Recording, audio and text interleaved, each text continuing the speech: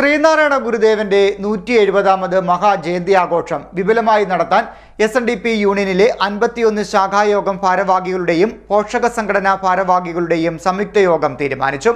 സംയുക്തമായി ജയന്തി ആഘോഷം നടത്താനും തീരുമാനിച്ചു. ശ്രീനാരായണ ഗുരുവിന്റെ 170ാമത് മഹാജയന്തി ആഘോഷം വിപുലമായി സംഘടിപ്പിക്കാൻ കായംകുളം യൂണിയനിലെ 51 ശാഖായോഗം ഭാരവാഹികളുടെയും പോഷക സംഘടനാ ഭാരവാഹികളുടെയും സംയുക്ത യോഗത്തിൽ തീരുമാനിച്ചു. നമ്മുടെ കരുത്ത് കാണിച്ചു കൊടുക്കാൻ സാധിക്കും.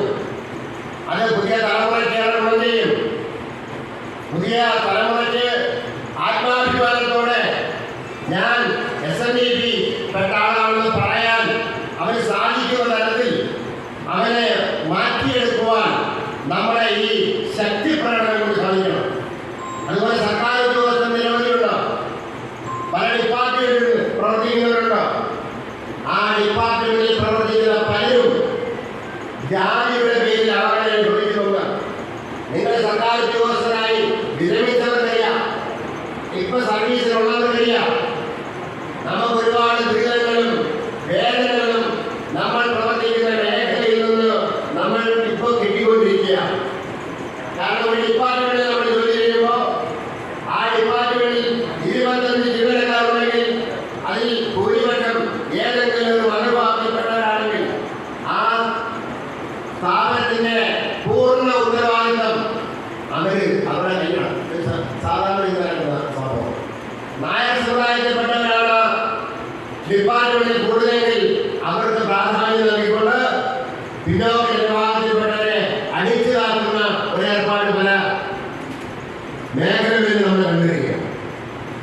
അത് മുസ്ലിം സമുദായത്തിൽപ്പെട്ടവരാണ് കൂടുതലെങ്കിൽ അവര് പറയുന്നത് പോലെ നമ്മൾ പ്രവർത്തിക്കേണ്ട സാഹചര്യം. അതെല്ലാം അവർ സംഘടിതരായതുകൊണ്ടാണ്. നമുക്ക് സംഘടിതരാകാൻ സാധിക്കണം. ആ സംഘടനയിലൂടെ ഗുരുദേവൻ മുന്നോട്ട് വെച്ചത് സംഘടന കൊണ്ട് ശക്തരാകുവാൻ നമുക്ക് സംഘടന ഉണ്ടാക്കി തന്നു. 11 മേഖല തിരിച്ച് യൂണിയൻ ഭാരവാഹികളുടെ മേൽനോട്ടത്തിൽ ഘോഷയാത്രയായി ടൗണിലെത്തി മറ്റ് ഇതര ശ്രീനാരായണ പ്രസ്ഥാനങ്ങളുടെയും സഹകരണത്തോടെ സംയുക്തമായി ജയന്തി ആഘോഷം നടത്താനാണ് തീരുമാനിച്ചിരിക്കുന്നത്. യോഗം ദേവികുളങ്ങര ഗ്രാമപഞ്ചായത്ത് പ്രസിഡന്റ് S. പവനനാഥൻ ഉദ്ഘാടനം ചെയ്തു. ജയന്തി ആഘോഷത്തിന്റെ logo union secretary P. Pradeep Lal പ്രകാശനം ചെയ്തു.